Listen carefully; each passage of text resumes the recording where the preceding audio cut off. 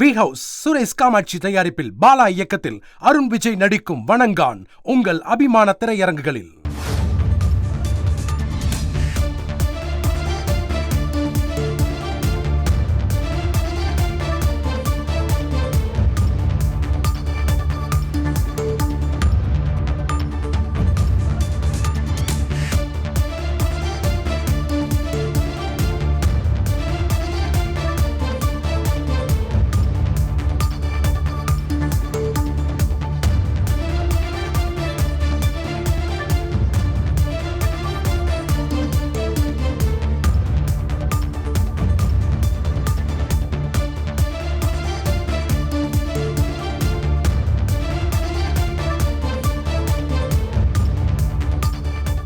அண்மை செய்தி.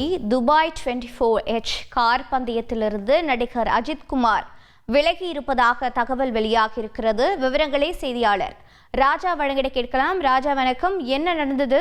மேலும் விவரங்கள் என்ன? துபாய் கார் ரேசிங்கில் நடிகர் அஜித் குமார் பங்கேற்பது அஜித் ரசிகர்கள் முதல் மகிழ்ச்சியை ஏற்படுத்தி இருந்தது.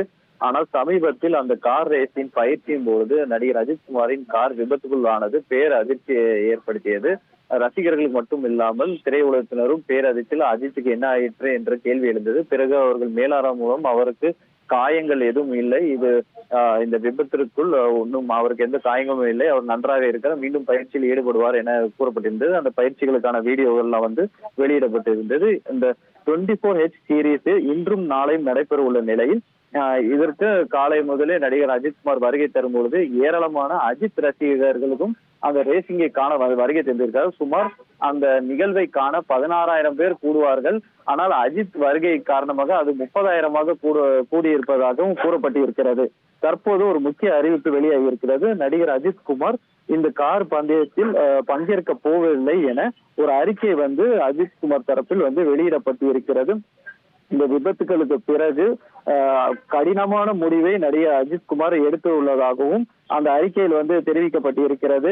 அவர் அந்த நிறுவன ஒரு ஓனராகவும் அதுல செயல்பட வேண்டி இருக்குது. பல்வேறு பொறுப்புகள் இருக்கும் காரணத்தினால் அவர் அந்த ரேசிங்கில் வாகனத்தை ஓட்டுவதிலிருந்து விலகி இருப்பதாக அந்த அறிக்கையில் தெரிவிக்கப்பட்டிருக்கிறது.